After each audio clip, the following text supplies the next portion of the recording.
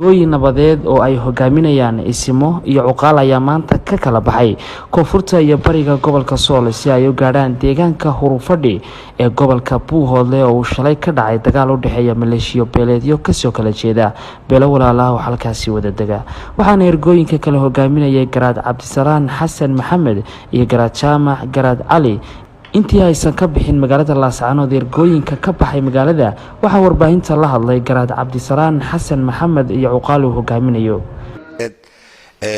oo aan ugu baaqayno labadii beelood ee walaalaha ay shalay dirirtu ku dhaxmartay tuulada Hurufadhi. marka ugu horeysa intii ku dhimatay waxaan Ilaahay uga baryanaa inuu naxariistii janno ka waraabiyo inta ku dhaawacantayna uu Ilaahay u boogadhayo. waxaan ugu baaqaynaa labada beelood in ay u dhaganuglaadaan ergooyinka iyo helkooda oo meel kasta ka soo baxaya maanta horaantoodiina ay gaarayso lana joojiyo dagaalka. waayo dagaal wuxuu yahay cid waliba maanta way aragtay khasaaraha uu leeyahay. kuwii shalay 200 iska dilay baa maanta ka walaaloobay oo maxaan ku raahdaa colaadii koonfurta gobolka Sool iyo ceelaf weyn midna kama daba dheerayn midna kama dhimasho badnayn. waxaanu leenahay caqligu ha shaqeeyo, nabadda loo hogaansamo, xabad joojinna waanu ugu dhawaaqaynaa qolo waliba weynay xabad joojinta qaadataa. waxa maanta ka anbabaxaya ergooyinkii ugu horeeyay isimo ay hogaaminayaan Garaad Cabdisalaan iyo ugaas maxamuud Cabdilaahi Ciise iyo ergooyin kale oo uu hogaaminayo garaadka guud Garaad Jaamac Garaad Cali oo iyaguna hadda ku sii wajahan. waxaanu leenahay ha loo hogaansamo ergooyinka cid kasta oo danaynaysa gudo iyo dabad. waxaanu ugu baaqaynaa inay arinta nabad ay kaga qayb qaataan. odayaasha horeeyaba ay sheegeen waxaanu ugu baaqaynaa xabad joojin labada beelood ee ay beeladu dhex martay. beeladana waxaanu ka codsanaynaa muslimiinta haddaanu nahay, beesha ay ka dhasheen haddaanu nahay, ummad weynta haddaanu nahay, culimo iyo codkar iyo isin mid walba waxaanu codsanaynaa in la joojiyo, la isu dhaganuglaado iyagoo isku mida isku nool ahaa taariikhdooda la yaqaan.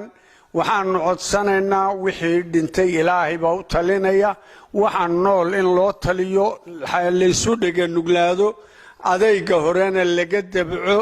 ka bacdi boqolaanu nahado waxaan u socnaa meesha ay ka dhacday dhibaatada naxdinta leh ee aad iyo aad ummadda Soomaaliyeed ama dadka deegaanada tan degaaya aad uga naxeen ee ceegaag dhibta ka dhacday baanu ku soconnaa. Ilaahay waxaanu ka baryaynaa inuu noo fududeeyo, inuu inta nagaga qaboojo. dadka aanu ku soconnaa inay gartaan inaanan dalxiis ugu socon, aanu u soconno dad dantooda. waayo wiilasha dhimanaya waanu wada dhalay, waa naga wada dhinteen. inay sidaa u arkaan oo u qaataan ummadda Soomaaliyeed meel kastaba ha ka timaadee ee u timi waxay u soo jeediyaan si qurux badan inay u qaataan baanu Ilaahay uga baryaynaa inaanu nahay gurmad meesha dhibaatadu ka dhacday u gurmanaya. iyagana Ilaahay waxaanu uga baryaynaa inay talada afirteeda iyo aqbalkeeda inay qaataan. Ilaahay inuu nagu guuleeyo dhibta in Ilaahay inta ku damiyo baanu Ilaahay ka baryaynaa. wafti wataana korbay mareen oo waxay hadda yeelay ku sii dhow yihiin. annaguna haddeeran halka ka anbabaxnay, wafti kalena waa naga horeeyaan. waxaas oo dhan waxaan u soconaa in colaadaas aan maaragtay aanu afqabanno. waxaanu leenahay joojiya dagaalka, waxaanu leenahay kuwaana arka oo kuwaana qaata deegaanadan dhulbahanto inta is wada dilaya.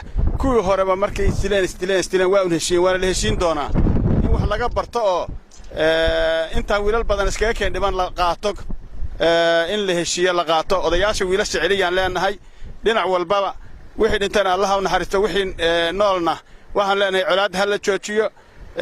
saasaanu codsanaynaa.